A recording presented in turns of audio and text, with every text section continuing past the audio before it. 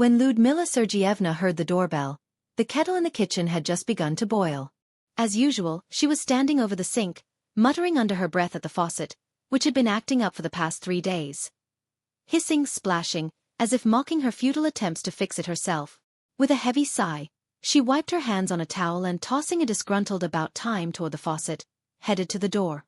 On the doorstep stood her nephew Alexei, 26 years old, tall and lean, with a backpack on his shoulder and his familiar half-smile. There was always something warm and kind in his eyes, as if he understood more than he ever said. "Hi, Aunt Luda. Where's the faucet?" "Let's go save your kitchen," he said with a light laugh, stepping inside. She hugged him tightly, so tightly it felt more like an expression of a quiet, long-accumulated longing than joy. A silent gratitude that at least someone had come. "Just make sure you don't break anything. You may be an engineer with golden hands, but they grow from the same place as your father's.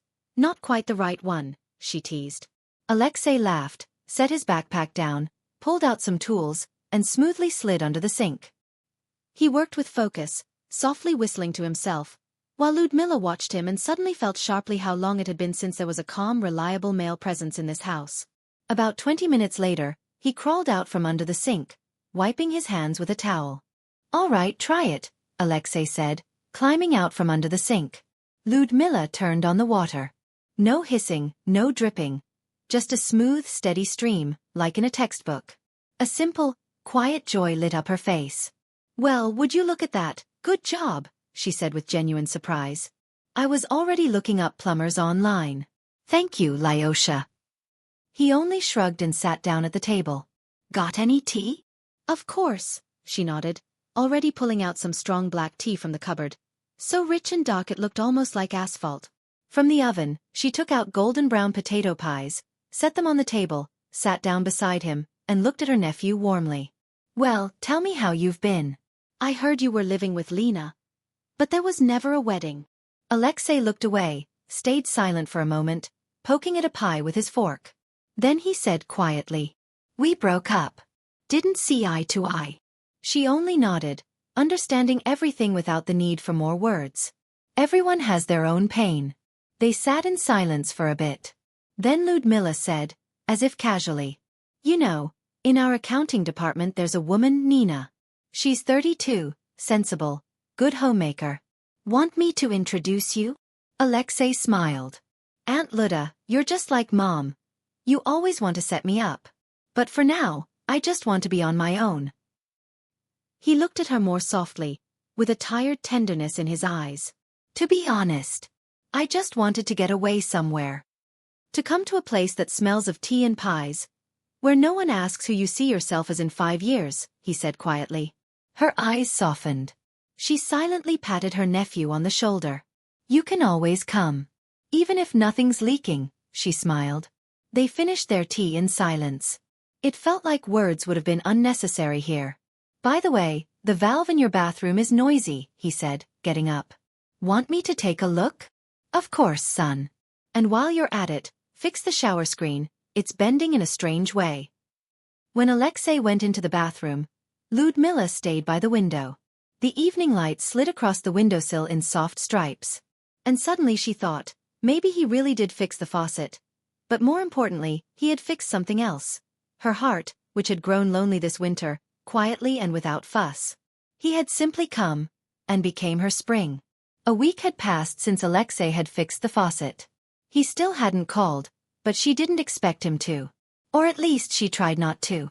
On Saturday evening, the doorbell rang again. Ludmila glanced at the clock. Exactly 8. Her heart sped up. She opened the door.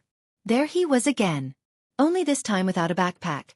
Just a light windbreaker, a box of chocolates in one hand, and a slim package neatly wrapped in paper in the other.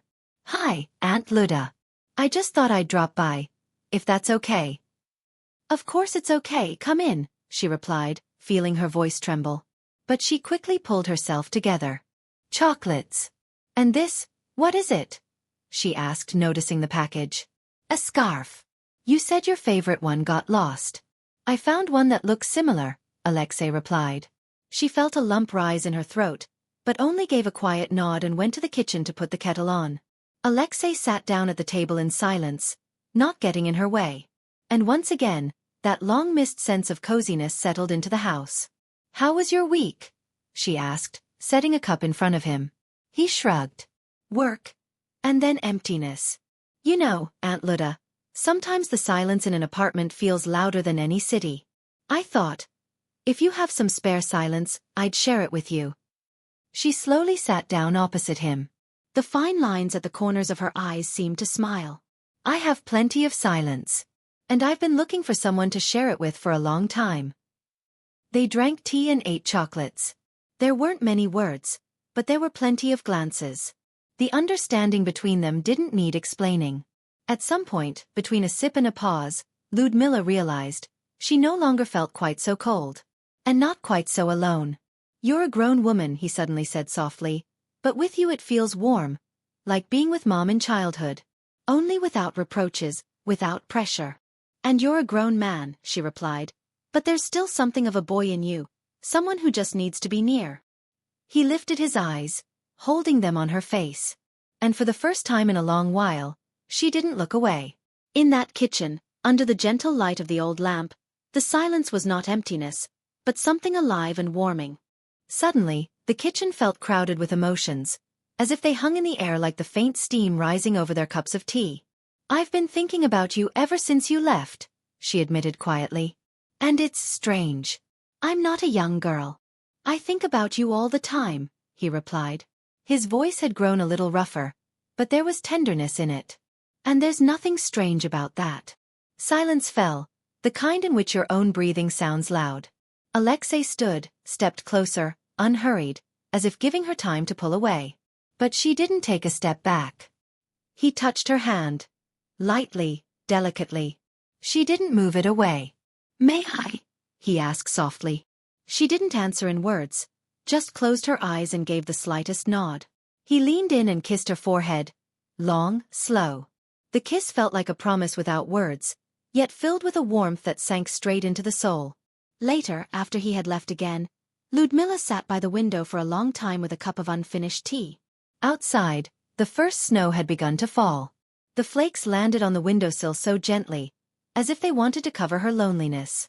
But now, it was a different kind of loneliness, light, almost unnoticeable. Because somewhere out there in the noisy city, there was a man who understood, who felt, and who perhaps needed her no less than she needed him.